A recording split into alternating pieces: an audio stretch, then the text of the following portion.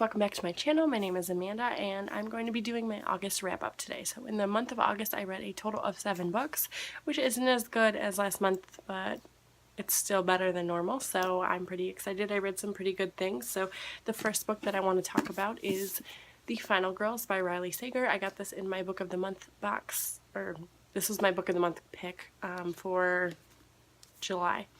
And so I read this one. I read this at the very beginning of the month. It feels like I read it months ago, but I read it at the beginning of the month of August.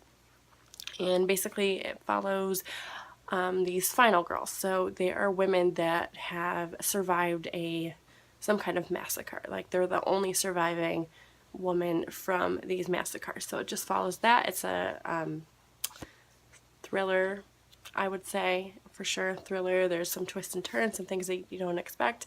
I really, really enjoyed it. One of the characters, the whole time, I just thought she was repulsive and I didn't like her, and it was kind of making it a little unbearable for me, but she was supposed to be that way.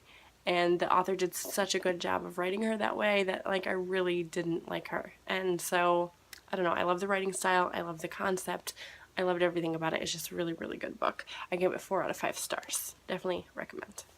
And then, you guys will not believe it, but I picked up The White Queen by Philippa Gregory. This is the first book in the Cousins War trilogy.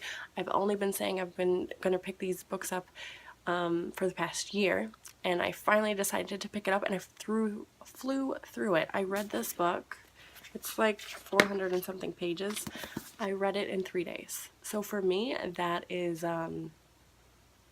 that's how much I loved it. I couldn't put it down. I wanted to continue to read until I was done with it. I mean, the writing is super small. It's historical fiction. It's pretty dense. There's a lot going on. There's a lot of storylines, a lot of characters.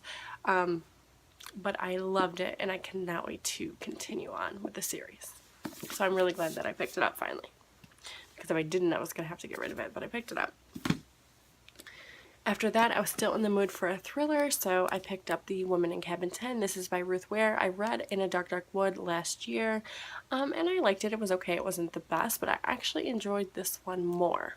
So this one was better for me. I think I gave this 3.5 out of 5 stars, and I bumped it up to 4 stars on Goodreads. So I don't want to say too much about it because I like to go into my thrillers blind, so I feel like you should too.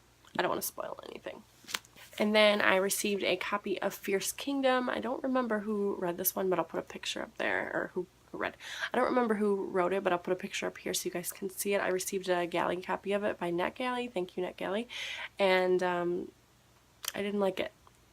I didn't like it. So basically it follows this woman who is at the zoo with her 4-year-old son, and these people walk into the zoo and start shooting people. Which, I mean, it's just like her trying to keep her and her son safe, you know, throughout the whole book. It all spans throughout a couple of hours, but I felt the character development was lacking. We did get into the minds of the killers a tiny bit, but like, I feel like that stuff is interesting to me, so it would have been nice to really know what was going on in their head and why they were doing the things that they were doing. But they just, I don't know, I feel like the character development was pretty lacking. I think it was Jen Phillips, actually, who wrote this, now that I'm thinking of it. I could be wrong, but again, I'll put it all in there so you guys will know. I think I gave this one 2.5 stars, so I bumped it up to 3, but I was not a fan overall. But I have seen a lot of people like it. I felt like it was pretty lacking, and I just didn't enjoy it as much. And then I don't have a copy of it because it was the library, but I read The Glass Castle. This is by Jeanette Walls, I think. Jeanette Walls, God, I don't know. But it's a memoir of her life. This was hard for me to rate.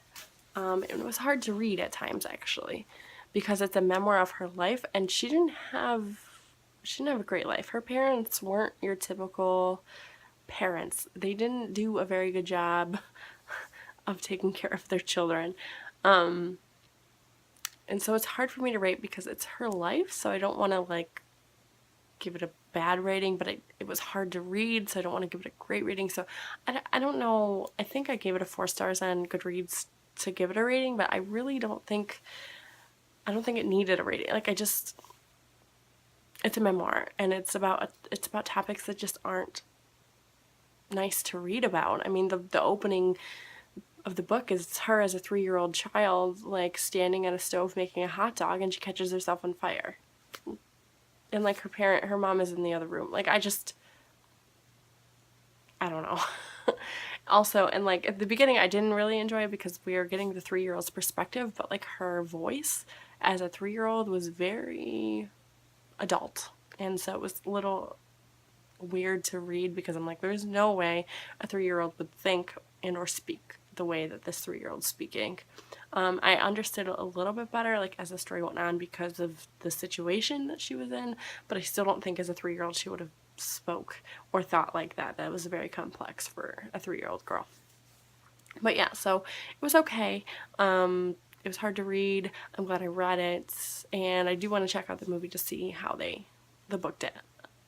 Movie adaptation to see how I like it. And then I only have 2 more books to show you guys.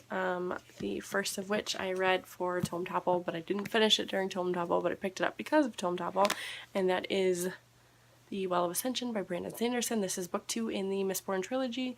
I had about 350 pages left, 350, 400 pages left to read, and I started this not the last round that just passed, but the round before of Tome Topple, and I didn't finish it. So I finally did finish it. I listened to it on audiobook and read, so that helped me a lot, and I loved it. Just like the first one, I loved it. Curious to see how the trilogy is going to wrap up, but I think I'm going to take a little bit of a break because it is high fantasy and it is dense and there's a lot going on. It takes me a long time to get through. So I would like to finish this trilogy by the end of the year, but we'll see. I gave this one 4 out of 5 stars. And then the last book that I finished in the month of August was Because You Love to Hate Me, and this is by a bunch of authors and booktubers.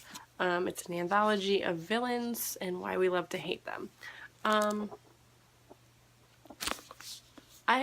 It's hard to rate this because it's 13 short stories by various authors, and I would say it was like a 3.5 star read. Like once I balanced all of them out, there's a couple stories in here that I loved. One that I particularly loved was Beautiful Venom by Cindy Pon. I've never read anything by her, and the prompt was from Ben Alderson from Ben of Tomes, I think is his name. Geez, I don't know. I followed him on BookTube for a while, but this one I just really liked it. It was Medusa retelling, and that was one of my favorites. Some in here that I didn't like. I didn't love the Susan Dennard story. I didn't love the Andrew Smith story. I actually really dislike the Andrew Smith story.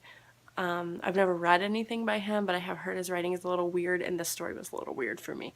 Not too weird, but I just didn't like it. So there was some in here that I loved, some that I were so-so, and then some that I just didn't like. So overall, it was a 3.5 out of 5 star book. I'm glad I own it. It's a beautiful book. I think it's really cool that the booktubers did an anthology. I was expecting a little bit more from it. Because some of the villains in here, they weren't really villains. Like, I feel like the villains could have been a little bit better because we're supposed to hate them, and I didn't really hate them. So yeah, there's that. So those are all the books that I read in the month of August. Let me know down below what you guys have read, and you know, if you've read any of these books, what you thought about it. I'd love to hear your thoughts.